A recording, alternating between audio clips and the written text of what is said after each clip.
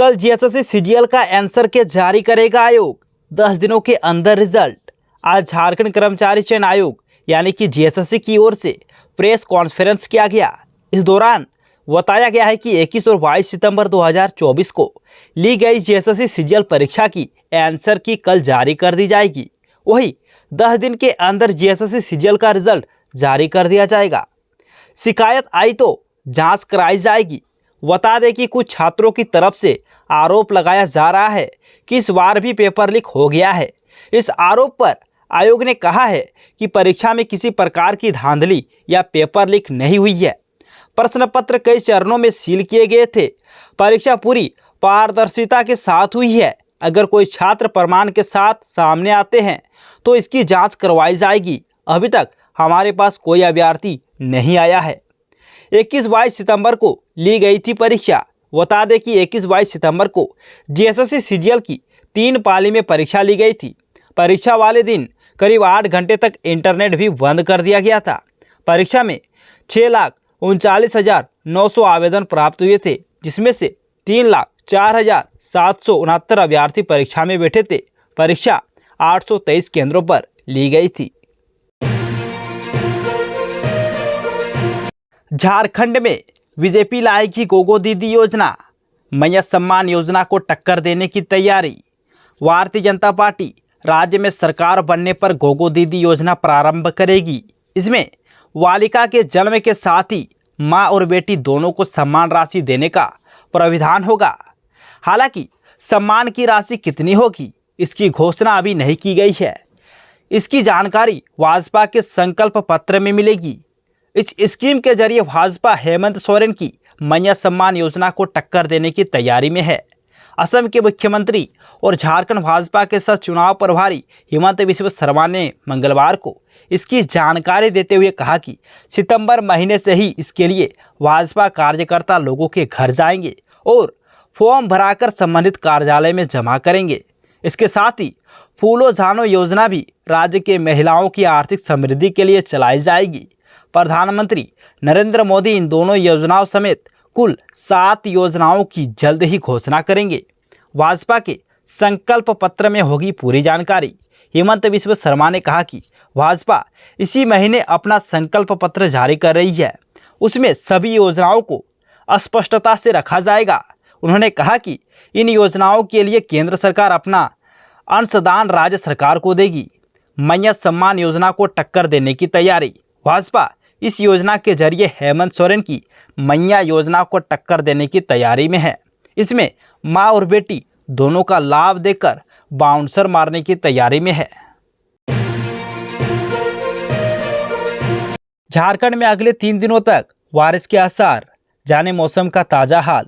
रांची समेत झारखंड में अगले 3 दिन बारिश होने के आसार जताए गए हैं। मौसम विभाग के पूर्वानुमान के अनुसार राज्य में बुधवार को सभी स्थानों पर हल्के दर्जे की बारिश हो सकती है, लेकिन उसके बाद 27 सितंबर तक रुक रुक कर बारिश होगी। बारिश को लेकर येलो अलर्ट। इस दौरान कहीं कहीं भारी बारिश होने का येलो अलर्ट और गरज के साथ वज्रपात होने की चेतावनी जारी की गई है। इस दौरान 30 से 40 किलोमीटर प्रति घंटा हवा चल सकती है।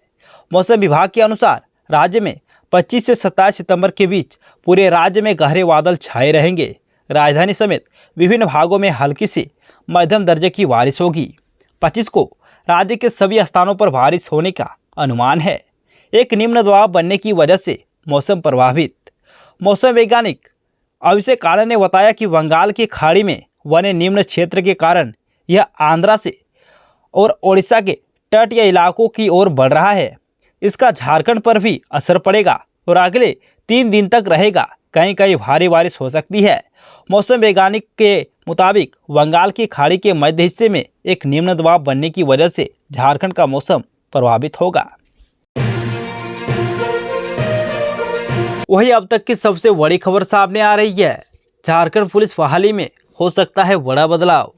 झारखंड पुलिस में करीब 5000 सिपाहियों की बहाली होनी है। इसको देखते हुए पहले से दौड़ के लिए तय समय सीमा में बदलाव के लिए पुलिस मुख्यालय ने राज्य सरकार को 2 प्रस्ताव भेजे हैं। इस पर 26 सितंबर को मुख्यमंत्री हेमंत सोरेन की अध्यक्षता में होने वाली बैठक में अंतिम निर्णय लिया जा सकता है। उत्पाद सिपाही की बहाली के लिए हुई शारीरिक दक्षता परीक्षा के दौरान 16 अभ्यर्थी की मौत के बाद पुलिस मुख्यालय ने यह कदम उठाया है। वही अगर हम लोग बात करें पहला प्रस्ताव को लेकर, तो पुरुष अभ्यर्थियों को 5 किलोमीटर की दौड़ 30 मिनट में पूरी करनी होगी, जबकि महिला अभ्यर्थियों को 20 मिनट में 2500 मीटर की दौड़ पूरी करनी होगी। वही दूसरा प्रस्ताव के बारे में बात किया जाए तो सेना की तरह पुरुष अभ्यर्थियों को 1600 मीटर की जो दौड़ है वो 6 मिनट में और महिला अभ्यर्थियों को 8 मिनट में 1600 मीटर की दौड़ तय करनी होगी। प्रस्ताव के अनुरूप ही तय होगा आगे का नियम।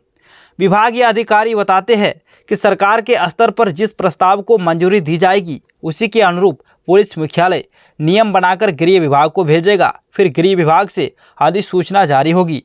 इसके बाद झारखंड पुलिस में सिपाहियों की बहाली को लेकर झारखंड राज्य कर्मचारी चयन आयोग को प्रस्ताव भेजेगा। उसके बाद आयोग से झारखंड पुलिस में बहाली को लेकर विज्ञापन प्रकाशित किया जाएगा। जिस योजना के नाम पर छाती ठोक रही है सरकार, उसे लाने वाला मेथा चंपा सोरेन का बड़ा ऐलान। भारतीय जनता पार्टी पूरे राज्य में परिवर्तन यात्रा निकाल रही है। इसी क्रम में आज सरायकेला में बीजेपी ने परिवर्तन यात्रा निकाली। इस दौरान पूर्व मुख्यमंत्री और बीजेपी नेता चंपा सोरेन ने कहा कि रैली में मौजूद भीड़ इस बात का संकेत है कि परिवर्तन निश्चित होने वाला है। आदिवासियों और मूलवासियों को फिर से अमन चैन से जीने का मौका जरूर मिलेगा। चंपा सोरेन ने कहा कि जिस योजना के नाम पर सरकार छाती ठोकती है उसे लाने वाला मेथा, चाहे बहाली हो या फ्री में बालू देना, ये सारे मेरे काम थे। आदिवासियों का अस्तित्व कोई बचा सकता है तो वो है बीजेपी। चंपा ने झामुमो को घेरते हुए बोला कि आज आदिवासियों के अस्तित्व संकट में आ गया है।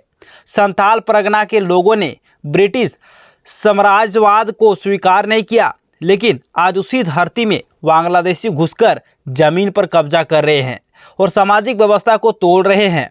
इस घुसपैठ को सिर्फ भाजपा रोक सकती है। इसीलिए मैं झामुमो से निकलकर भाजपा में शामिल हुआ। शिवराज सिंह चौहान का बड़ा ऐलान। कहा पहली कैबिनेट में 2,87,000 नौकरी और लाडली बहनों को देंगे 2100 रुपये।